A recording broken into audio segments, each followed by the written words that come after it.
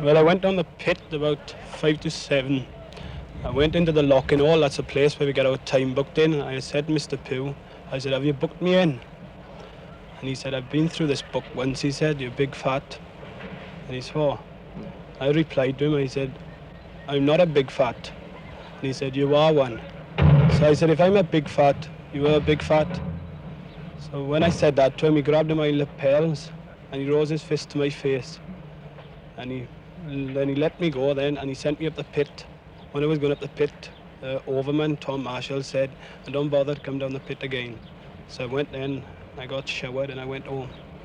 Well, we had an exchange of swear words, and it all blew up in 2 seconds. Do you think you were right to use swear words to a boy of that age? Well, I wouldn't say I was right, but it happened that moment, and I'm very sorry I said them. You didn't have any, or did you have any particular dislike of this boy? No, I did not have any particular dislike to this boy. He said that you took hold of him, did you? I definitely didn't take hold of him. How could I take hold of him when I had a time book and a pen in my hand? If you had taken hold of him, would you have been in the wrong? Of course I would have been in the wrong. Right or wrong, the Anglo-Saxon words exchanged 6 weeks ago have been echoing far beyond the Welsh valleys, far beyond the 900-foot shaft of deep Duffryn Colliery. The business of getting coal generates almost as much heat as the coal itself. The men who work at the face don't mince words. There are frequent angry exchanges between them and the pit deputies, the foreman, the men responsible for safety and discipline. Usually these arguments are sorted out on a man-to-man basis at the end of the shift. But in South Wales, relations between men and deputies have been worsening. Why wasn't this row sorted out at the pit head? Were both sides simply looking for a showdown? I put it to the local agent of the National Union of Mineworkers, Emlyn Williams.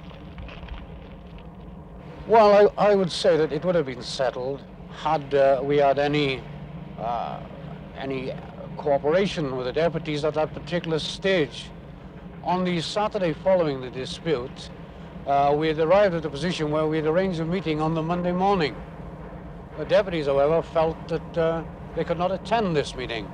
And as a result, of course, they not only refused to attend, but they sort of exhibited themselves about the pit to the extent that the men were incensed and returned home. Do you think that Roger Jones was justified in swearing back at Mr. Puw? I don't think the issue of swearing is the predominant issue. I believe the issue of the technical assault on Jones by Puw is of more importance, because I accept, and we all accept, that the question of language was 6 of one and half dozen of the other. Jack Puw, 44 now, 30 years in the pits, is responsible for safety. The South Wales president of his union, the Deputies Association, is Edwin White. Declining safety standards are his constant fear. I say this is an ideal case with the deputy concerned. Due to him being very conscientious and very strict on disciplinary measures, he's taken disciplinary action over the last 6 months against at least 9 men.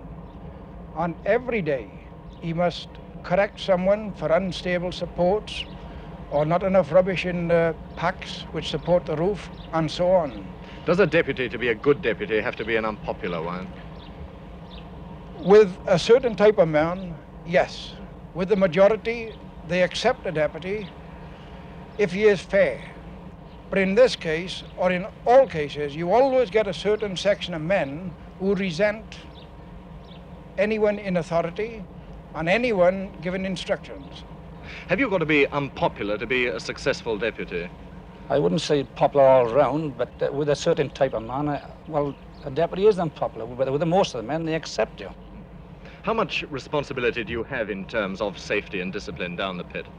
Well, the safety and health of 70 men is a big responsibility, isn't it? 900 feet down, Jack Puw looks after the safety of 70 men. But the rival unions are responsible for the interests of 66,000 men on the South Wales coalfield. Their industry faces increasing competition. In South Wales alone, the coal board losses average £6 million a year. That's 105 million since nationalisation. But if the economics of mining are tough, the working conditions are tougher. Absenteeism in South Wales can be as high as 60% on Mondays, 30% on Fridays. And it's getting harder to attract recruits to an industry that demands strict discipline underground. Is there much swearing, in fact, down in the pits? Amongst men and occasionally amongst officials, but not like this. Yeah. Do you think you were right, in fact, to swear back at a man who's twice your age and senior to you? But I asked him twice what he called me, and he said twice, "You big fat thing." So I thought I was in the right then to call him something. So I called him a big fat. Do you feel in any way responsible for 53,000 men being out? No, I don't. I just unfortunate one. I knew something like this was going to boil up. I was just the unfortunate one who was in the middle of it. Also in the middle, the NUM lodge officials at Deep Duffryn. They claim that the Deputies' Union challenged them to a trial of strength, so they called out their 600 members. Jones himself says trouble was boiling up at Deep Duffryn. Other men say the deputies were losing their grip. The deputies' spokesman alleges half a dozen incidents in the past year. He's Ted Bradwick, Lodge Secretary. Well, threat and one collier catching hold of a deputy by the vest, the shirt and so on.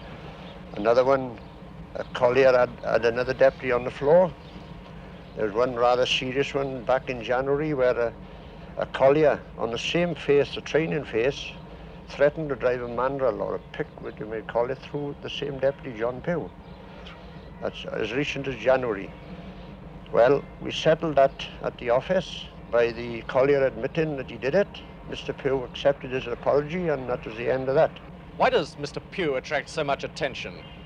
Well, he's a real disciplinarian, and as stated, he's had men removed off the face because, in his opinion as a deputy, they were not competent enough to train these young lads.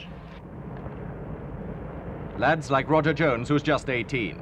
He's the son of an ex-miner who's now in hospital with lung trouble. 2 of his 5 brothers also work in the pits. Mining's in his blood.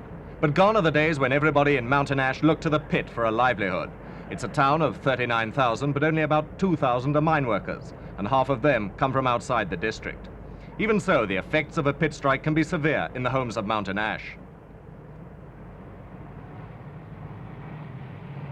Until tonight, the men were ready for a long, drawn-out battle.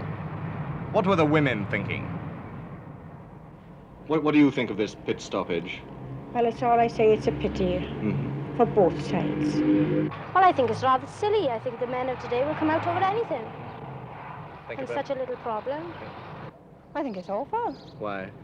Well, I think myself is if one pit is out, they all should come out. But it's not just for one reason. Like, I mean, all the pits are together in there. Well, I suppose it's serious for people whose husbands are just miners, you know, the ordinary people. Those who have booked holidays and so on. Do you feel any sympathy with either side? Well, I haven't given it a lot of thought, to be honest. I don't think it's really right that it should be on so long as it is. There's so many people involved, and neither the deputy nor the young man shouldn't have lost their temper. There are swear words said, but I don't think it was necessary to go this far. Well, I don't think they gain much about it. I think they'd be better if they went back in. It's other people, it's the poorer people got to pay. Tonight, the South Wales coalfield is poorer by the loss of £5 million worth of production. Its workers are poorer by the loss of nearly £1.5 million in wages.